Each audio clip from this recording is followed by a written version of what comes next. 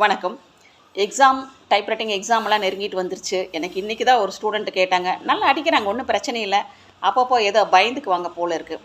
So அவங்க கேட்டாங்க, ஈஸியாக பாஸ் பண்ணுறதுக்கு ஏதாவது ஒரு வழி சொல்லுங்கள், ஒரு ட்ரிக் இருந்தால் சொல்லுங்கள் அப்படின்னாங்க. நான் ஒரே ஒரு வார்த்தை சொன்னேன். முதல்ல கான்ஃபிடென்ட் வேணும்.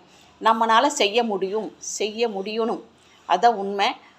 முடிஞ்ச வரைக்கும் நீங்கள் டைம் ஆயிருமா அப்படின்னு ஒரு டென்ஷன் இல்லாமல் புக்கை மட்டும் பார்த்து வாயை விட்டு சொல்லிவிட்டு அடிச்சுட்டு வாங்க. நான் அந்த பொண்ணுக்கு சொன்ன ஒரே ஒரு விஷயம், சீனியர் பொண்ணுக்கிட்ட சொன்னது, தப்பு இல்லாமல் அடிச்சுட்டு வாங்க.